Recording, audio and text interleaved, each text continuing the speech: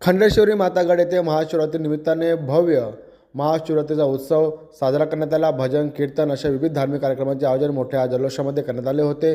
भाविक भक्तांनी दर्शनासाठी मोठी रांग या ठिकाणी लागली होती। मोठ्या संख्येने खंडेश्वरी मातागड येथे महाशिवरात्रीचा पर्व साजरा करण्यात आला।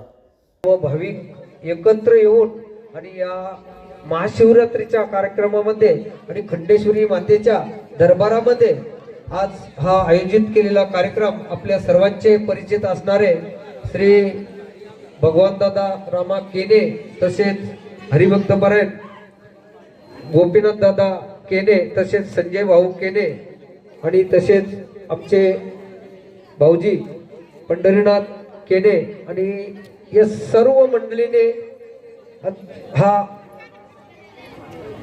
उत्कृष्ट असा कार्यक्रम आणि या कार्यक्रमाला उत्सव आणणारे म्हणजे आपल्या परिसरातील वारकरी संप्रदाय, आपले लोणाड परिसरातील भाविक, काही गुरुजन मंडळी असतील, काही राजकीय क्षेत्रातील मंडळी येऊन आणि या ठिकाणी भेट देऊन, काही मंडळीने, काही महिला सुद्धा भजनाचा कार्यक्रम, भजनाचा आनंद घेऊन आणि हा उत्कृष्ट असा कार्यक्रम पार पडलेला आहे। आणि सालाबाद प्रमाणे हा कार्यक्रम होत आहे आणि श्रावण महिन्यामध्ये सुद्धा, नवरात्री उत्सवामध्ये सुद्धा आपण सर्वांनी या ठिकाणी दर्शनाकरिता यावे आणि खरोखरच आपण भरपूर ठिकाणी लांबच्या ठिकाणी आणि पैसे खर्च करून सुद्धा जातोय। आपल्या जवळच आहे, जवळच पंढरपूर आहे आणि या ठिकाणी आपण सातत्याने हा कार्यक्रम राबवला पाहिजे आणि या ठिकाणी येऊन भजन सुद्धा केलं तरी चालेल प्रत्येकाने, असं नव्हे याल तरी यावे लागे, अवघी माझ्या मागे मागे,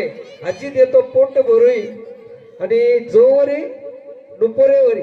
आणि या न्यायाने आज खरोखरच आमचे पंढरी दादा असतील, यांनी पाण्याची व्यवस्था उत्कृष्ट अशी केलेली आहे आणि गोपी माऊलींनी सकाळपासून फराराची व्यवस्था सुरूच आहे, अजून परत फरार आहे। सर्व भाविकांनी फराराचा सुद्धा आनंद घेतलेला आहे आणि आमच्या ऋताताई काही या विषयावर दोन शब्द बोलतील। सर्वांना जय हरी। आज आपल्या इथे महाशिवरात्रीचा महापर्व आहे। या खंडेश्वरी गडावर आपले दरवर्षाप्रमाणे महाशिवरात्रीचा आपण उत्सव साजरा करतो। त्यासाठी इथे सर्व परिसरातील, कल्याण तालुक्यातील, ठाण्यापासून आणि बरीच लांब लांबची लोक इथे येतात आणि सकाळपासून मला वाटतं हजारो संख्येने लोक दर्शन घेऊन गेले। इथे पुरातन काळात असल्या कारणाने इथे आपण स्वतःहून काही करू शकत नाही, तिकडनं शासनाकडून जी मान्यता होईल तेच आपण करू शकतो। तर त्या शासनाने काम हाती घेतलं, त्यांचा अपुरा राहिले तो पूर्ण करावा अशी मी शासनाला विनंती करेन।